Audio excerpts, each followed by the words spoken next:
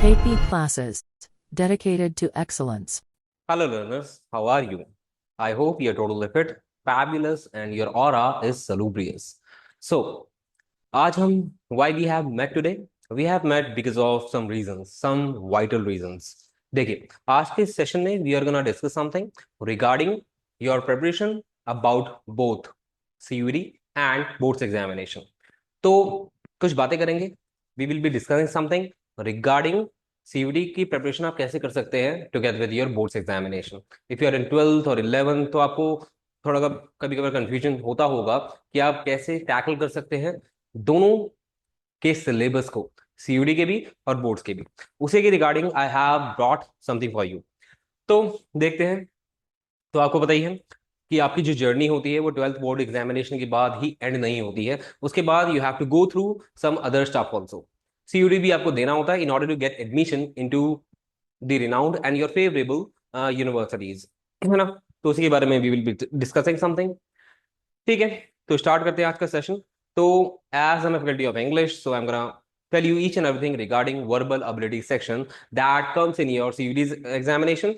and जो English language होती है आपके बोर्ड्स एग्जामिनेशन के लिए, उसकी भी हम थोड़ा डिस्कस उसके बारे में करेंगे. ठीक है, तो आगे बढ़ते हैं. तो आज का जो एजेंडा है, आज का जो वीडियो है, आज का जो सेशन है वो इतना लेंदी नहीं है. कुछ थोड़ी थोड़ी आपको बातें बताऊंगा regarding these three agenda of our today's session. पहली बात हम करेंगे how to prepare for CUD in addition to boards examination. उसके बाद we will be discussing differences between academic English and CUD English. And the third one, the relevance of language paper in CUD. तो इन सभी agenda, इन सभी ambitions के बारे में we will be discussing for today. तो आगे बढ़ते हैं गाइस. सबसे पहले हमारा जो आज के सेशन का दायित्व है और रीजन है वो ये है कि how you will be able to prepare, how you will be able to handle CUD as well as boards examination together, है ना. दोनों को आप साथ साथ में कैसे आप प्रिपेयर करोगे. तो बोर्ड्स के एग्जामिनेशन का सिलेबस भी काफी ज्यादा होता है एंड सीयूडी का भी ज्यादा होता है. बट अच्छी बात यह है कि दोनों के लिमिटेड होते हैं. फिर भी लिमिटेड होने के बावजूद भी वी हैव टू सी कि हम दोनों को, है ना, अपनी जर्नी में, 12th की जर्नी में, 11th की journey, how we be tackling everything, है ना.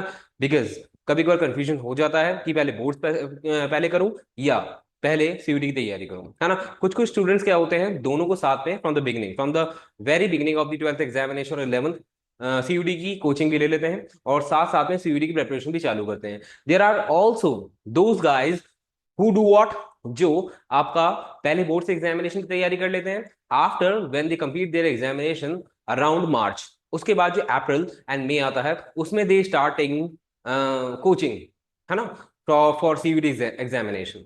तो अब सबका अपना अपना मेथड है ना, इन tackling these things. But in my opinion, I just want to share something with you. If you think that would be valuable for you, you should and you shall adopt it. चलिए, तो आप कैसे तैयारी करेंगे सीयूडी की board examination के साथ साथ. तो सबसे पहले what you are required to do, first of all let me have a pen so that मैं आपको एनोटेट भी कर सकूं इसमें. Let me have a pen colour, ये पिंक ले लेते हैं. पिंक भी काफी अच्छा आपका कलर है. तो बैलेंसिंग सीयूडी, सीयूडी की आपको फुल फॉर्म तो बताइए, common university entrance test prep with board exam preparation can feel overwhelming but it's very manageable with a focused plan. So now I'm going to show you some tips and steps which you should follow. सबसे पहले आपका क्या है, you have to understand the overlap. Overlap का मतलब क्या हो गया, there are many subjects which are so common in CUD English and your boards examinations English, है ना.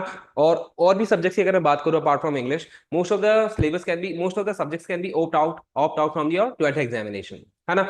जैसे आपको पता है पहले तो सीयूडी में ऐसा होता था, यू कुड हैव चोजन दो सब्जेक्ट्स, ओनली दो सब्जेक्ट्स जो आपके 12th में होते थे. लेकिन अब क्या होता है, आप वो सब्जेक्ट भी ऑप्ट कर सकते हो आपके सीयूडी के लिए, सीयूडी के डोमेन्स के लिए जो आपके 12th में नहीं है. Like if someone has no psychology subject in his or her 12th और 11th क्लास, तो आप फिर भी साइकोलॉजी को ऑप्ट कर सकते हो इन योर सीयूडी एग्जामिनेशन डोमेन में जो आपका सेक्शन होता है ना, उसके लिए. तो देखो सिलेबस ऑलमोस्ट सेम है ना, सब्जेक्ट्स भी सेम है, डिफरेंट क्या है आपका method. Method of what, asking the questions. आपका जो बोर्ड एग्जामिनेशन होता है, एवरीबडी नोज, उसमें आपके कैसे सवाल पूछे जाते हैं, you will be given some questions and you have to answer elaborately, है ना। आपको काफी उसमें डेंस में आपको आंसर करना होता है, लाइक सब्जेक्टिव, है ना। आपको जो लिखना होता है, आंसर राइटिंग करनी होती है, लेकिन सीयूडी में ऐसा नहीं होता है ना। Despite the syllabus is very same, है ना, और बोथ ऑफ द एग्जामिनेशन, आपका जो बोर्ड्स एग्जामिनेशन होता है उसमें आपको लिखना पड़ता है काफी, है ना, लाइक 100 to 120 वर्ड्स। और आपका जो सीयूडी होता है उसमें आपका क्या होता है, ऑब्जेक्टिव क्वेश्चन होते हैं, है ना। आपको बस मार्किंग करनी होती है, you have to choose the most suitable answer from rest of the 4 options, है ना। यही होता है। तो सबसे पहले आपको ये ध्यान रखना है, देखो आपका जो सीयूडी होता है, बोर्ड्स एग्जाम होता है, उन दोनों का अमाउंट ऑफ सिलेबस ओवरलैप करता है ना। मैंने बोला सेम होता है। स्पेशली आपका इंग्लिश, इंग्लिश एक ऐसा सब्जेक्ट है जो सब में कॉमन है, चाहे वो आप सीयूडी ले लो, चाहे आप आईपीयू ले लो, चाहे आप जामिया इस्लामिया ले लो, चाहे वो आप आईपी मैट ले लो, सभी में इंग्लिश कॉमन है ना। English is one of the common subjects in all the examination where you have to enter, है ना। अब बात करेंगे, हिस्ट्री भी एक ऐसा सब्जेक्ट है, political science, economics, physics, chemistry etcetera. मतलब अगर आप साइंस के बैकग्राउंड से हो and you have PCM in your 12th class, physics chemistry and maths, तो आप वो चूज कर सकते हो अपने सीयूडी के लिए, है ना। एज यू नो, आपको what you required, you have to choose at least, आपको कितने डोमेन चूज करने होते हैं, 3, है ना। तो तीन तीन domain subject you can choose, है ना, इन योर सीयूडी एग्जामिनेशन, है ना, together with your English and GAT. GAT आपका क्या होता है, कभी कभार you can miss it out, है ना। जीएटी आपका सब में कॉमन नहीं है, लेकिन लैंग्वेज का paper that is of English, and आपका दूसरा कौन सा हो गया, डोमेन। तो डोमेन में जो सब्जेक्ट आपके 12th में है वो आपको वही तो दोबारा मिलेंगे सीयूडी के अंदर। तो आपको बस क्या करना है, अपनी स्ट्रैटेजी को थोड़ा सा क्या करना है, चेंज करना, मॉडिफाई करना है। मतलब जो क्वेश्चंस आप आंसर राइटिंग में करते थे 12th में, है ना, वो आपको क्या करना है, ऑब्जेक्टिव आंसर्स में करना होगा सीयूडी के लिए, बस सेम है ऑलमोस्ट। उसके बाद प्रायोरिटाइज आपको क्या करना है, एनसीईआरटी की बुक्स, है ना। एनसीईआरटी की बुक्स जो होती है काफी कॉमन होती है, सबसे यूनिक है ना, और आपको कहीं इधर उधर घूमने की जरूरत नहीं, do not have to get perplexed, है ना। अगर in choosing your correct what curriculum, correct books, correct correct material तो आपको ज्यादा इधर उधर भटकने की जरूरत नहीं है, आपको फोकस रहना है। एक ही आपको जो भी आपको गिवन है, आपको सजेस्ट किया गया है, आपके टीचर ने, आपके फैकल्टी ने आपको सजेस्ट किया है, आपके मेंटोर ने आपको सजेस्ट किया है कि you should read that book like NCERT, most of the teachers select and suggest for their students. तो आपको एनसीईआरटी पे ही स्टिक रहना है ना, you do not have to get fumbled. तो एनसीईआरटी आपके दोनों एग्जामिनेशन का हेल्प करेगी, बस बात यही है। आपका जो क्वेश्चंस आपके सब्जेक्टिव में 12th में पूछे जाएंगे वो ऑब्जेक्टिव में आपके सीयूडी में पूछे जाएंगे, सिंपल।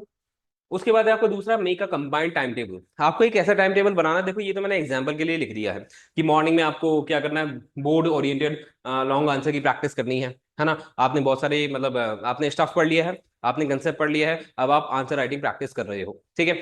ये तो मैंने ऐसे एग्जाम्पल के लिए आपके सामने स्केड्यूल रख दिया है, इसका मतलब ये नहीं आप यही फॉलो करोगे, जो आपके लिए मोस्ट कंफर्टेबल है वो उस स्केड्यूल को आप फॉलो करना चाहिए आपको। लाइक मॉर्निंग में आप बोर्ड ले लो, मॉर्निंग में आप सीयूडी ले लो, वीकेंड्स पे तो यह सभी का कॉमन होता है कि वीकेंड्स पे हफ्ते में एक बार आपको क्या है, सीयूडी का मॉक टेस्ट लगा लेना चाहिए, most of the students do so, ठीक है।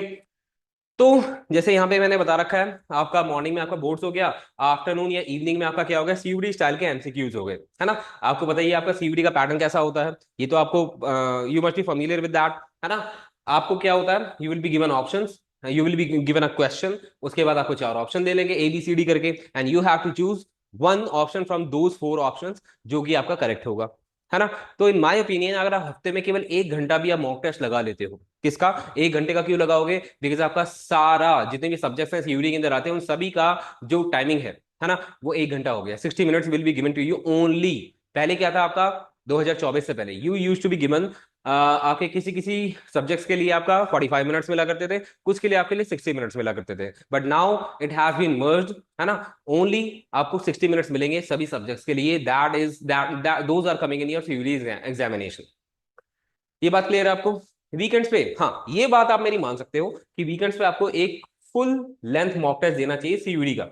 बोर्ड के sample paper in the beginning तो देखो इतना वो नहीं है, अगर आप 12th अभी आपकी जब स्टार्ट हुई है तो boards examination in the beginning कि मतलब मॉक टेस्ट लगाना जरूरी नहीं है, लेकिन मॉक टेस्ट आप बोर्ड्स के कब लगा सकते हो, लाइक 1 साल बाद, यानी कि 1 साल इन द सेंस, 1 साल मेरा मतलब ये नहीं है आप बोर्ड्स कंप्लीट करने के बाद, मतलब दिसंबर हो गया, है ना, दिसंबर के बाद जैन से बोर्ड्स के मॉक टेस्ट लगाना चालू कर सकते हो। और सीयूडी की अगर आप कोचिंग ले रहे हो साथ साथ लाइक केपी क्लासेस से, तो आपको क्या करना है, हफ्ते में एटलीस्ट एक, अंटिल और whether you have completed your syllabus और नॉट, अगर आपका सिलेबस खत्म नहीं हुआ है फिर भी एक बार मॉक टेस्ट लगा लो। इससे क्या हो जाएगा, आपको आइडिया लग जाएगा, you will be very convergent with your syllabus of CUD. ठीक है, तो आपको आइडिया लगता रहेगा पैटर्न क्या है उसका, है ना। तो हफ्ते में एक बार मेरे ओपिनियन से, है ना, आपको लगा लेना चाहिए व्हाट, सीयूडी का एक मॉक टेस्ट। उसके बाद जैसा आपको पूरे वीक लगता है आपको बोर्ड की तैयारी करनी चाहिए या सीयूडी का 1 घंटा देना चाहिए, 2 घंटा देना चाहिए, आपके ऊपर है। चलिए आगे बढ़ते हैं, give me a moment, let me scroll down. अब है आपका tweak your strategy. Tweak your strategy का मतलब क्या हो गया, आपको स्मॉल स्मॉल चेंजेस करने होंगे अपनी स्ट्रैटेजी में। पहले क्या था, आपको केवल बोर्ड्स की तैयारी करनी थी, बट आपके माइंड में अब ये भी है कि बोर्ड्स के बाद आपका जो जर्नी है वो एंड नहीं हुई है ना। You have to strive more, you have to thrive more, है ना। तो आपको जो है ज्यादा स्ट्रगल करना है, तो उसके हिसाब से अपनी स्ट्रैटेजीज को डिवाइड कर लीजिए, है ना। बोर्ड्स के लिए अलग और सीयूडी के लिए अलग। जैसे एग्जाम्पल, आपका जैसे इंग्लिश का सब्जेक्ट हो गया है ना, और जनरल टेस्ट हो गया है जीएटी, है ना, जो भी आपका, आपको एटलीस्ट कुछ कोर्सेज के लिए तो आपको देना ही है ना। तो आपको क्या करना चाहिए, प्रैक्टिस कॉम्प्रिहेंशन। जो रीडिंग कॉम्प्रिहेंशन होता है सीयूडी का इतना मुश्किल नहीं आता है, it is as easy as you see in your 12th examination, या 12th या 11th क्लास के जो एग्जाम होते हैं उसमें जो आता है ना, वैसे आप देख सकते हो, है ना, उतने लेवल आता है। तो आरसीज के लिए आप अगर महीने में या 15 दिन में एक बार भी तैयारी करते हो, या एक आरसी को आप प्रैक्टिस करते हो, वो मेरे हिसाब से क्या होगा, काफी वाइबल होगा, काफी फ्रूटफुल साबित होगा आपके लिए। It would be very fructiferous for you. उसके बाद है वोकैबुलरी, आपको प्रैक्टिस करनी चाहिए। वोकैबुलरी एक ऐसा ऐसा ऐसा वर्ड, सब कुछ है वोकैबुलरी। वोकैबुलरी को आपको बिल्कुल भी अवॉइड नहीं करना है, बिकॉज आपके 12th एग्जामिनेशन ले लो उसकी इंग्लिश, और आपका सीयूडी का एग्जामिनेशन ले लो उसकी इंग्लिश ले लो, है ना। आपका सभी में वोकैब पूछी जाती है।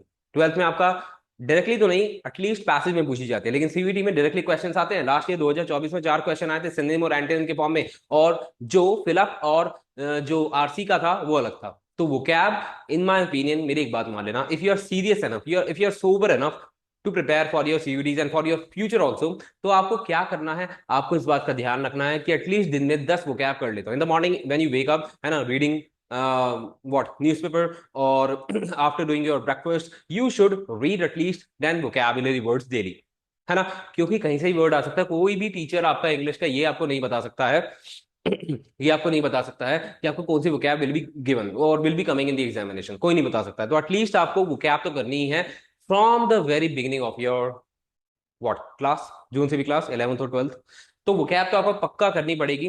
लॉजिकल रीजनिंग डेली आपका किसका हो गया, ये आपका जीएटी के लिए हो गया। डोमेन सब्जेक्ट्स के लिए आपका साथ साथ देखो बोर्ड्स की तैयारी कर रहे हो, डोमेन होता जा रहा है, लेकिन एक बार आपको ऑब्जेक्टिव क्वेश्चन देख लेना किस तरह के आपके ऑब्जेक्टिव क्वेश्चन आते हैं डोमेन्स के, है ना। यूं नहीं कि आप साल भर तो आपने डोमेन का सिलेबस कंप्लीट कर लिया, उसके बाद आपने एक बार भी नहीं देखा है आपका अंटिल योर एग्जाम कम्स, सीयूडीज का एग्जामिनेशन आता है, और आपने एक बार भी नहीं देखा कि डोमेन के क्वेश्चन कैसे होते हैं, पेपर कैसे होता है। एटलीस्ट एक बार देख लेना कि पैटर्न कैसा होगा, क्वेश्चन कैसे पूछे जाते हैं। सिलेबस वही है, एनसीईआरटी ही है, सब कुछ एनसीईआरटी से ही पढ़ना है और कुछ फालतू नहीं है।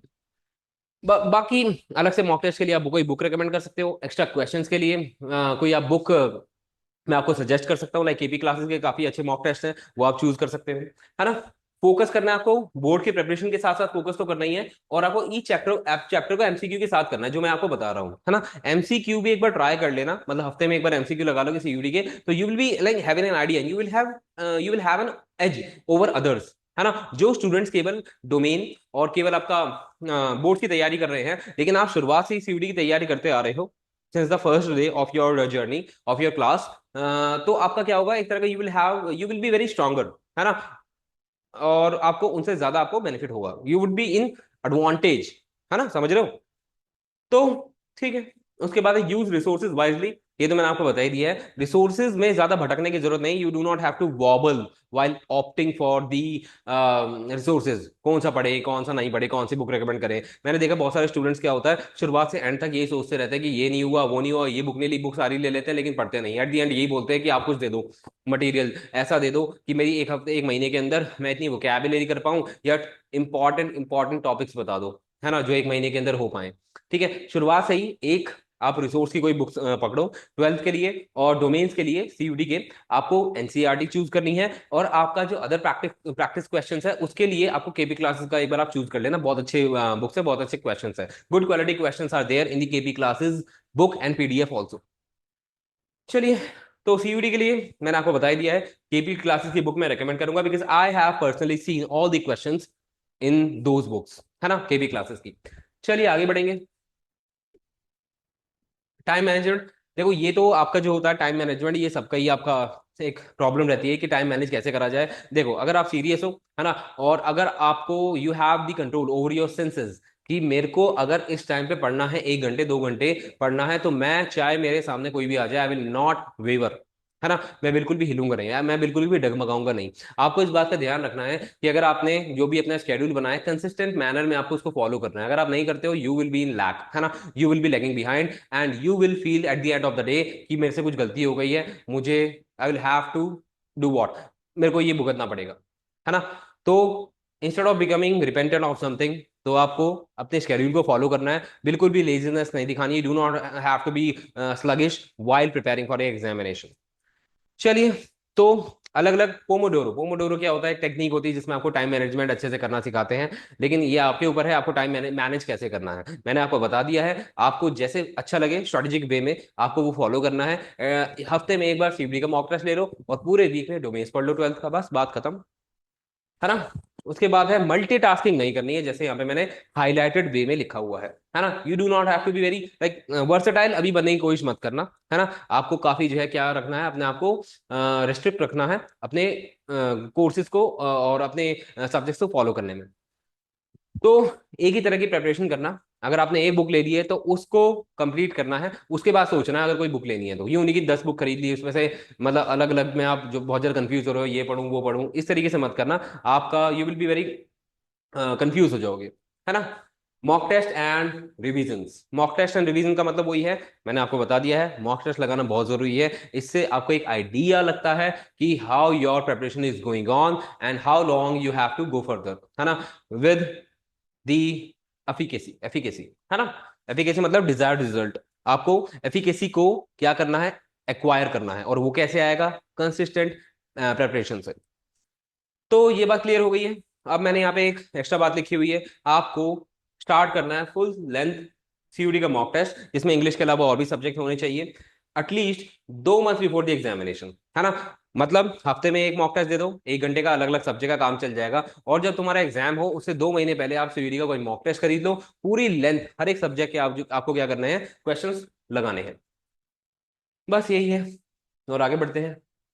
देखो एक स्लॉट तो अपना कंप्लीट हो गया, किसका, मैंने आपको बता दिया कि आपको सीयूडी और बोर्ड की एग्जामिनेशन की तैयारी कैसे करनी है। इतना कोई ये वो नहीं है रॉकेट साइंस की, आपको समझ में नहीं आएगा, आपको अच्छे समझ में आ गया होगा मैं आपको जो बता रहा हूँ, है ना। बस ये जो सेशन है उन स्टूडेंट्स के लिए है जो कि काफी सीरियस हैं, who are austere enough in order to score well in both the examination, boards as well as CUD. चलो अब हम बात करेंगे डिफरेंसेस क्या होते हैं एकेडमिक इंग्लिश और सीयूडी में। देखो आपका जो, अच्छा इसके स्लाइड के साथ करता हूँ, स्लाइड्स मैंने काम का थोड़ी ना बनाई है। चलो आगे बढ़ते हैं। तो आपका सबसे पहले है क्या, late me have a colour, कौन सा लूं, ग्रीन ले लेता हूँ, green is also good colour, है ना, ग्रीनरी।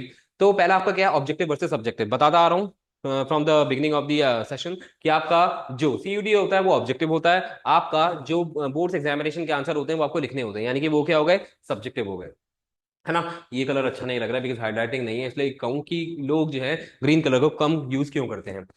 तो फीचर क्या है आपका, जो आपकी बोर्ड की इंग्लिश होती है उसमें आपके क्वेश्चन कैसे होते हैं, लॉन्ग फॉर्म आंसर्स, एसेज भी आते हैं, है ना। ग्रामर देखो 12th में नहीं पूछी जाती है ना, ग्रामर 12th में नहीं पूछी जाती, बट इसका मतलब ये नहीं कि बिल्कुल आप अवॉइड कर दोगे ग्रामर को, यू कैन नॉट एस्च्यू, है ना। आपको क्या करना पड़ेगा, आपको थोड़ी बहुत grammar like subject of agreement, है ना उसके बारे में थोड़ा पता होना चाहिए, एडवर्ब्स के रूल पता होना चाहिए, कंजंक्शन के रूल पता होने चाहिए, क्लॉजेस पता होने चाहिए, ये सब आपको एटलीस्ट पढ़ना है। यू नहीं किया आपको ग्रामर करनी है in order to answer directly, है ना।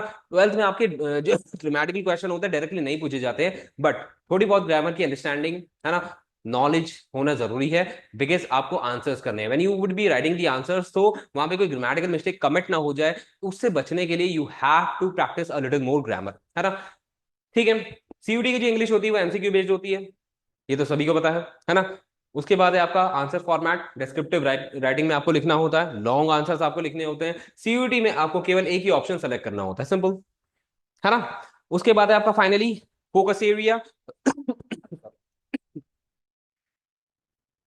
फोकस एरिया में क्या होता है आपका, आपके फोकस एरिया क्या है, आपको कहाँ का ध्यान देना है ना। सबसे पहले component reading skills. Reading skills एक ऐसा आपका एरिया है इंग्लिश का, जो कोई भी एग्जाम ले लो इंग्लिश का, चाहे बोर्ड से ले लो, चाहे आप ले लो कोई भी एग्जाम, आईपी मैट का एग्जामिनेशन ले लो, सीयूडी का ले लो, चाहे आप आईपीयू का ले लो, सभी में इंग्लिश आएगी। सभी में जिसमें इंग्लिश आएगी, जिसमें comparative English is there, you will find RC, वो भी पहले सेक्शन में आपको मिलेगा आरसी। तो एक आरसी यानी कि रीडिंग कॉम्प्रहेंशन है ना, वो एक ऐसा स्टफ है जो आप इग्नोर नहीं कर सकते हो, है ना।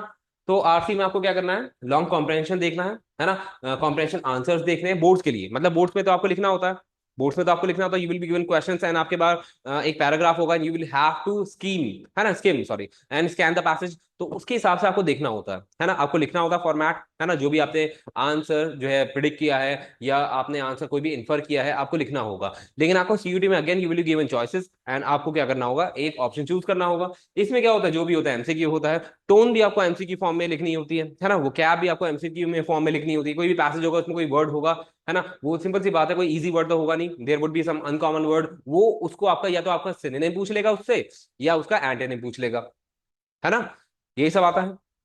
लेकिन बोर्ड्स वाली इंग्लिश में आपको जो है डायरेक्टली सब कुछ लिखना होता है। उसके बाद राइटिंग स्किल्स। राइटिंग स्किल्स आपका सेक्शन सी होता है या बी होता है, जहां तक मुझे याद है। तो उसमें आपके जैसे आपका एडवर्टाइजमेंट आ गया, नोटिस आ गया, रिपोर्ट राइटिंग आ गया, है ना, पैराग्राफ राइटिंग आ गया, ये आपका बोर्ड्स इंग्लिश में होता है, जिसमें आपको सब कुछ लिखना होता है। उसमें आपको केवल इस पे फोकस नहीं करना होता कि मैं क्या लिख रहा हूँ, इस पे ही फोकस करना होता है कि क्या मेरे से कोई ग्रामेटिकल मिस्टेक तो नहीं हो रही, कोई क्या कोई वो क्या मैंने गलत तो नहीं लिख दी, क्या मेरे से कोई फ्रेजल वर्ब का एरर तो नहीं हो गया है। यानी कि grammar is two important for both the examination.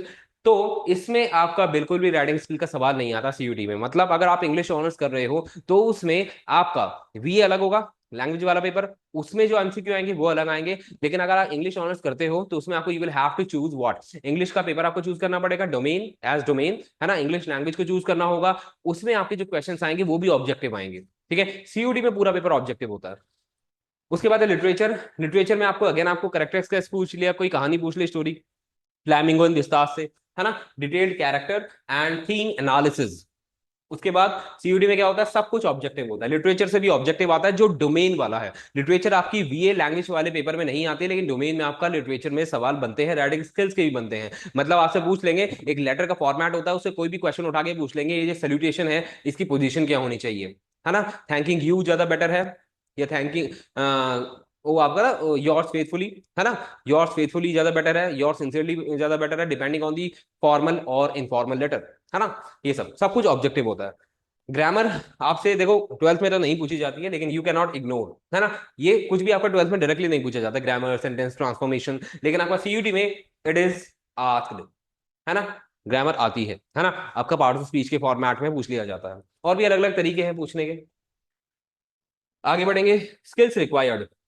Skills आपको क्या चाहिए। सबसे पहले बात करेंगे क्रिटिकल एनालिसिस या थिंकिंग की। इसमें क्या आपका फॉर एनालिसिस एंड इंटरप्रिटेशन, मतलब आपको वही है, आपके सामने पैसेज है, how well you can interpret from the passage, है ना। अगर आपके सामने कोई पैसेज दे रखा है, आप कैसे कंक्लूड करोगे पैसेज को, ये है आपका क्या।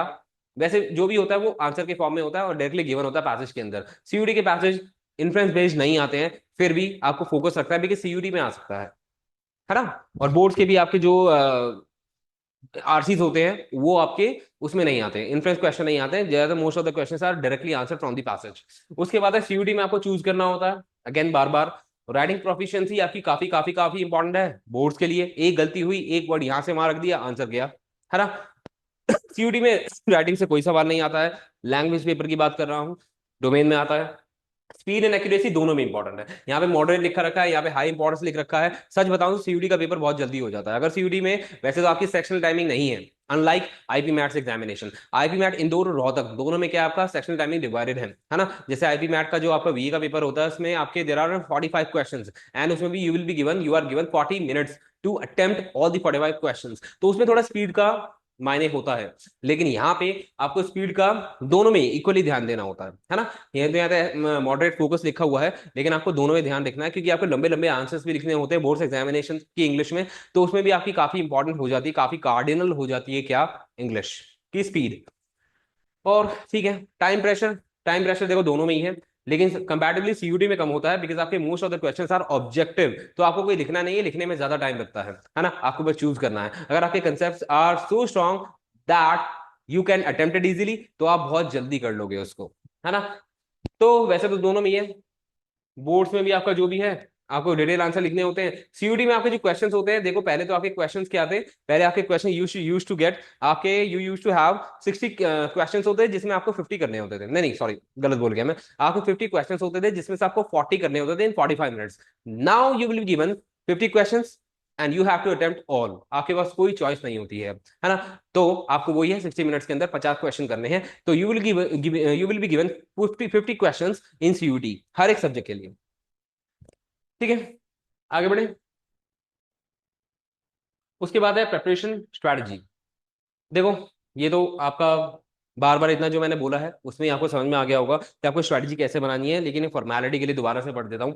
आपका जो बोर्ड्स है आपको क्या करना है, राइटिंग एसेज वगैरह लिखना है। कोई भी आपका मतलब सिनेरियो गोइंग ऑन हो रहा हो, आपका कोई भी न्यूज में कोई आपका कुछ भी न्यूज आ रही हो, ठीक है, लाइक इंटरनेशनल अफेयर्स के ऊपर, वर्ल्ड अफेयर्स के ऊपर, है ना, आपका इंडियन इकोनॉमी के ऊपर, ठीक है, आपका पॉवर्टी के ऊपर, अनएम्प्लॉयमेंट के ऊपर, आपको क्या करना है, प्रैक्टिस करनी होगी लिखने की, है ना। क्योंकि आपको कोई भी क्वेश्चंस, है ना, कोई भी क्वेश्चन आ सकता है आपके बोर्ड्स एग्जामिनेशन में, पैराग्राफ के फॉर्म में, ऐसे के फॉर्म में, रिपोर्ट राइटिंग के फॉर्म में, आर्टिकल के फॉर्म में, उनके फॉर्मेट सेम होते हैं, लेकिन आपको जो बॉडी स्ट्रक्चर होता है वो खुद लिखना होता है। इसीलिए इट इज वेरी इंपॉर्टेंट कि आपको एटलीस्ट डेली तो नहीं बोल रहा हूँ, डेली इतना नहीं है, लेकिन आपको एटलीस्ट हफ्ते में एक बार बोर्ड्स की राइटिंग प्रैक्टिस कर लेनी चाहिए।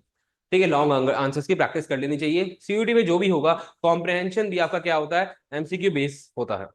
फोकस आपको किस पे करना है, लिटरेचर इंटरप्रिटेशन पे करना है, क्योंकि आपके बोर्ड्स में आपका जो भी क्वेश्चन होगा सब्जेक्टिव होगा। इसमें आपका टोन पे ज्यादा फोकस करना है, टाइटल पे ज्यादा फोकस करना है, इन्फ्लुएंस पे ज्यादा फोकस करना है, main subject, main idea, central theme of the passage पे ज्यादा फोकस करना है ना। आपका जो सीयूडी का पैसेज होता है उसमें इन्हीं तरह के कुछ क्वेश्चंस आते हैं आपसे, main subject of the passage, primary purpose of the passage, tone of the author, title of the passage, ये सब पूछ लेगा, या कोई सिनोनिम या एंटोनिम पूछ लेगा, जो भी होगा एमसीक्यू की फॉर्म में होगा, है ना। चलिए, ये एक तरह का मैंने क्वेश्चन का फॉर्मेट लेके आया था कि आपका किस तरह के क्वेश्चन में डिफरेंस होगा, फॉर्मेट में क्या डिफरेंस होगा बोर्ड्स में और सीयूडी में, है ना। बोर्ड का क्वेश्चन किस तरह का होता है, write a letter to the editor about rising pollution in your city, इसमें आपको लिखना होगा, बस आपको आइडियाज होने चाहिए बस। At the moment when you are writing आपको ये पता होना चाहिए कि मैं क्या लिख रहा हूँ, और जो भी लिख रहा हूँ वो बिल्कुल टॉपिक, बिल्कुल टाइटल ऑफ द क्वेश्चंस के बिल्कुल क्या हो, सिमिलर हो, है ना। उसे you do not have to digress, है ना। आपको डाइग्रेस नहीं करना, सॉरी, डाइवर्ट नहीं होना पैसेज के टाइटल से और जो भी आपसे पूछा गया है। और सीयूटी का क्वेश्चन कैसे होगा, in the given passage what does the word alleviate mean, alleviate का मतलब क्या होता है, टू मिटिगेट, कम करना, लेसन करना, टू असुएज, है ना। तो ये सब है, इस तरह का क्वेश्चन पूछे जाते हैं आपसे। एंड लास्ट आपके जो एजेंडा का टॉपिक है वो क्या है, आपको रेलेवेंस बतानी है किसकी, लैंग्वेज पेपर की, सीयूटी में क्या रेलेवेंस होती है। चलो देख लेते हैं। तो आपको इस बात का पता है कि आपके सब्जेक्ट्स के अकॉर्डिंग, लाइक आपने जो आपकी स्ट्रीम है, बैकग्राउंड है, साइंस है, कॉमर्स है, ह्यूमैनिटीज है, उनके अकॉर्डिंग आपको सब्जेक्ट्स दिए जाते हैं, उनके अकॉर्डिंग आपका जो है you have to choose courses, उसके हिसाब से आपको जो सब्जेक्ट के ऑप्शन चूज करने होते हैं, है ना। जैसे अगर आपको क्या है, अगर आपको क्या करना है, आपको क्या करना है, डी से you have to do BCom honours आपको करनी है, तो उसमें you will not be asked, है ना, क्या जीएटी नहीं पूछेगा आपसे, है ना, इस बात को आपको पता है। तो लेकिन आपको डोमेन के अंदर आपका मैथ्स अकाउंटिंग वगैरह होना चाहिए, अपार्ट फ्रॉम इंग्लिश, इंग्लिश तो कॉमन है ही सब में, है ना। जैसे आईपी हो गया, आईपी में भी आपका बीएससी होता है, बीबी होता है, बीकॉम होता है, लिबरल आर्ट्स होता है ना। इन सभी में साइकोलॉजी होता है, इन सभी में बीए कॉमन है, और जीके भी आती है। तो आपको उनके हिसाब से आपको क्या करना है, प्रिपरेशन बनानी है ना, प्रिपरेशन आपकी करनी है। तो जिसका ज्यादा आपका वेटेज होता है उसको ज्यादा फोकस करो, इंग्लिश तो सब में कॉमन है तो इंग्लिश तो करनी पड़ेगी।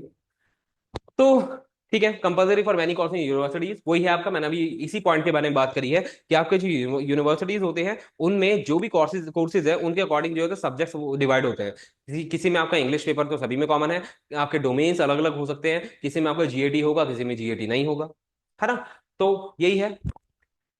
और मोस्टली आपके कोचिंग में आपका जो लैंग्वेज का पेपर होता है, देखो you can choose language from the 13 languages, है ना, इन इंडिया। तो 13 लैंग्वेज आपके पास होती है ना। सीयूटी में आपको जो लैंग्वेज का पेपर होता है उसमें यू आर गिवन 13 लैंग्वेजेस, ठीक है। पहले आपका क्या था, लैंग्वेजेस के ऑप्शन ज्यादा थे, लेकिन अब नहीं है, 13 लैंग्वेज में आपको एक चूज करनी होती है। मोस्टली स्टूडेंट चूज इंग्लिश, ठीक है, कुछ तमिल हिंदी वगैरह भी चूज कर सकते हैं, लेकिन कोचिंग इंस्टीट्यूट में मेजरली आपका क्या पढ़ाया जाता है, इंग्लिश पढ़ाया जाता है। तो आपको ये तो चूज करनी ही पड़ेगी।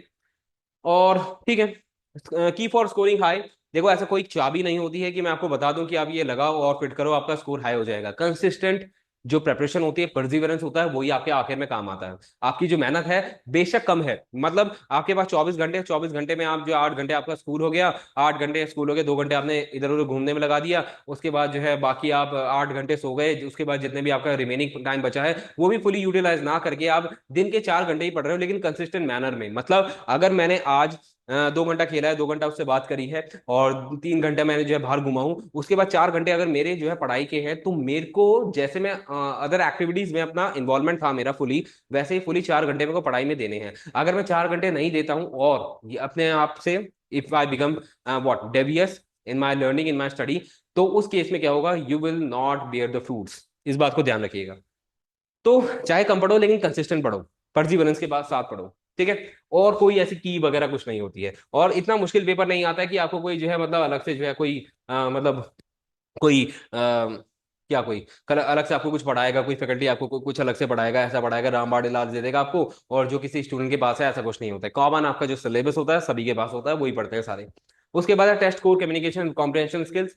Core communication and comprehension skills पे आपको फोकस करना है, ये केवल ग्रामर की बात नहीं है। आरसी अगेन वही बात आ गई है, आरसी में आपके इंफ्रेंस, टोन और समरी पे आपको मेजरली फोकस करना है। वोकैबुलरी, सिनोनिम, एंटोनिम, होमोनिम भी होता है, इडियम्स एंड फ्रेजेस भी होता है, फ्रेजल वर्ब्स भी होता है, वन वर्ड सब्स्टिट्यूशन भी होता है, इन पे भी आपको फोकस करना है। वन वर्ड सब्स्टिट्यूशन की वेटेज ज्यादा नहीं होती सीयूटी में, मतलब लास्ट ईयर आई थिंक आपके 2 आए थे, एक सिकोपैंट आया था और एक हो रहा था मैचिंग में, ठीक है। आपको क्वेश्चन 4 5 पूछे थे, दो क्वेश्चन आपके सब वन वर्ड सब्स्टिट्यूशन के बने थे। और ईडीएम एंड फ्रेजेस भी इतना नहीं पूछता, फिर भी आपको ये ध्यान रखना है कि करना जरूरी है, क्योंकि आपका एक question carries how many marks, 5 mark, ठीक है। तो 5 मार्क लूज कर दोगे आप अगर common idioms and phrases, vocabulary and homonyms वगैरह नहीं पढ़ते हो तो।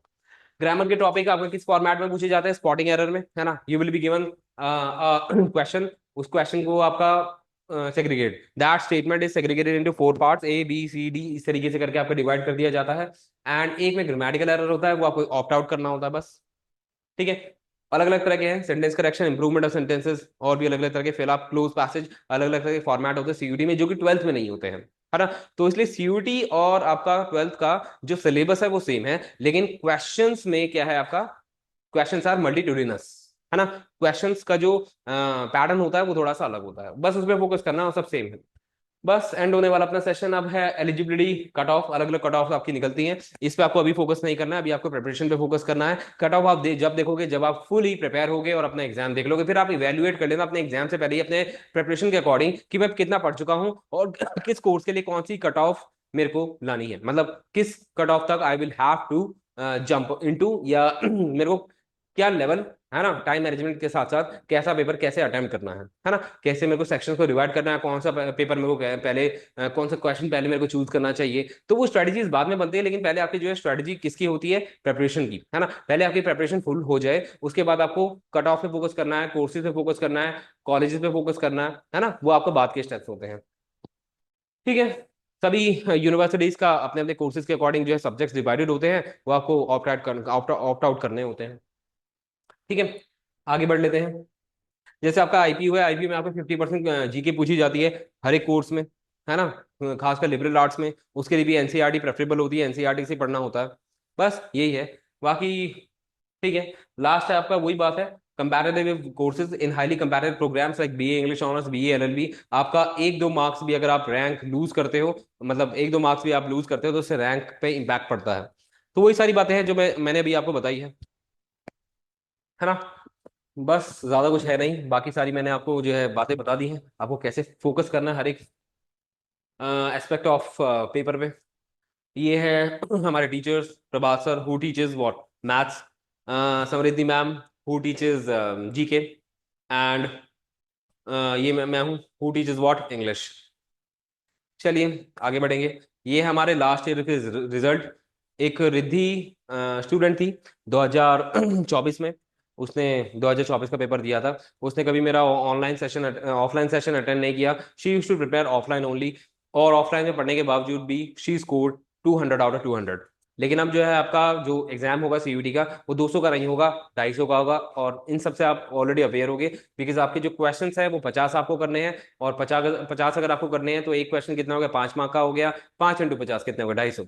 तो अब आपका जो क्वेश्चन होगा फॉर मतलब क्वेश्चन पेपर होगा फुली, वो आपका 250 मार्क का होगा, तो 250 मार्क में से आपकी रैंक बनेगी। तो और भी स्टूडेंट्स हैं, केवल रिद्धि की बात नहीं करूंगा, ये डिस्क्रिमिनेशन हो जाएगी बाकियों के खिलाफ। Dhanvin has got into Aurobindo. उसके बाद Riya, she was also very diligent candidate, she got admission into Ramjas. और भी स्टूडेंट्स हैं जिनको मैं पर्सनली जानता हूँ। Tisha also got admission in Amity university in Noida. ठीक है, तो काफी टाइम से हैं हम इस फील्ड में। You have to believe us, and you have to believe us before visiting us, है ना।